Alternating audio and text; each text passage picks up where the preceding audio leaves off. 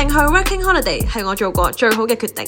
佢係英婷，27歲，香港出世，香港長大，返咗6年廣告編輯 video production， 冇去過歐洲，冇搭過4個鐘以上嘅長途機 ，solo trip 淨係去過1次。有一日佢喺度思考人生，我一個普通小市民，營營役役，老老實實，每次都會盡心盡力咁做好每份工作。不過講真，返工邊個唔辛苦啊？但係我又會諗，究竟係為咗咩呢？我係咪真係咁中意做呢行呢？咁其實我人生最想做嘅係啲咩呢？喺呢個時候佢就諗，去一個新環境，話唔定會揾到答案呢。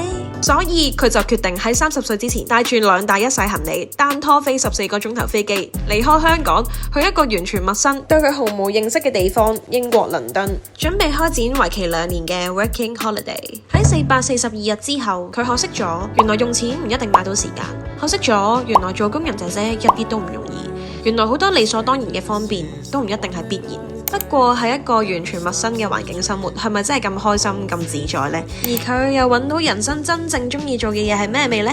下回待續。